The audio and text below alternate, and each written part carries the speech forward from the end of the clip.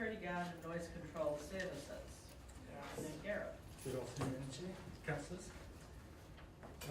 In October, we went to tender for the security guard and noise contract. We received 4 conforming tenders. They were evaluated through a weighted attribute system. We had 5 TDC officers evaluating, plus an independent observer, Anthony White, and the top scoring tenderer went to Senjo Security. So we recommend that councillor adopts them on this contract.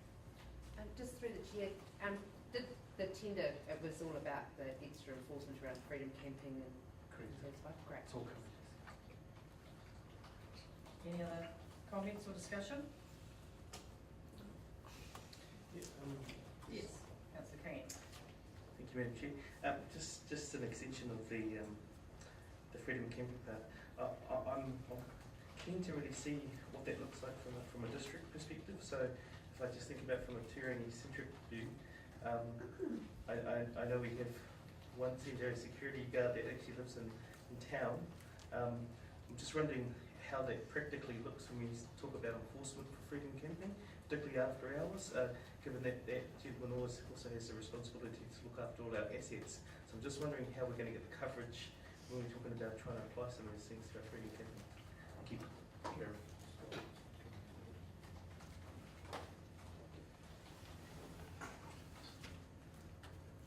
Yeah, there's a reason I did through the chair. So there's 2 elements to the contract that are different. One is the freedom camping one, and the contract specific doesn't actually say how they do it, but it says there's a requirement district-wide to enforce the freedom camping bylaw. So it's up to the contractor to determine how they do that and how they manage that in terms of the cost perspective.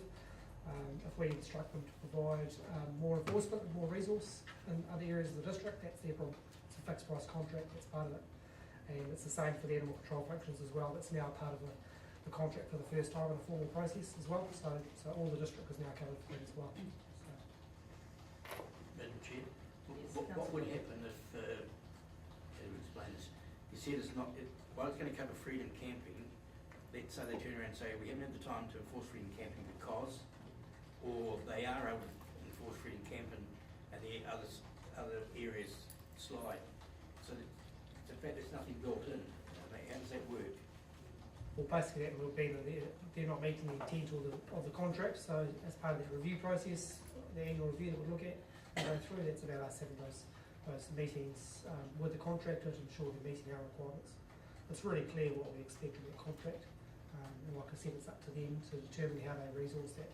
So after 12 months of the operation, if in one area they're not performing, you have a discussion with them and what are you thinking? In effect, we wouldn't wait for the 12 months as a formal review, but we're in constant discussion with them operationally on a daily basis, Scott, isn't it? Yeah, I mean, we meet daily, but probably monthly. We have actual meetings with the director level. So That's where there's one of the benefits of this relationship, and that it is a two-way discussion. So is it right in thinking that they won't actually be going around to Pukawa and Aomori and places like that, or they will be going around there having a look, or will it be up to people out there to let people know that someone is there? How are they going to actually know that someone's out at the out-of-the-way places so that they know they need to monitor?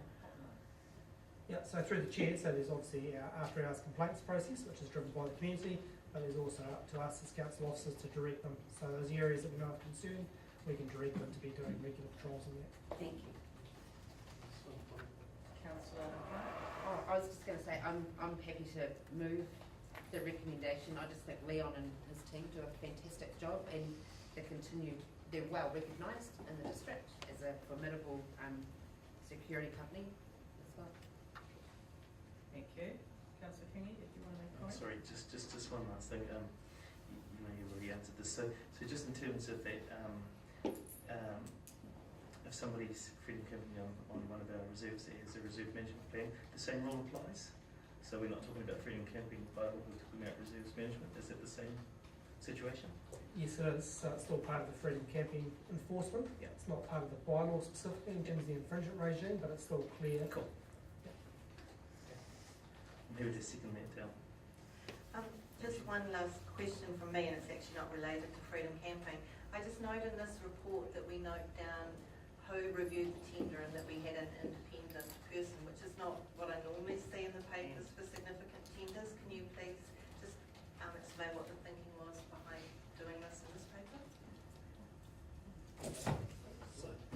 Through to, it was purely due to historical facts of what happened the last time around.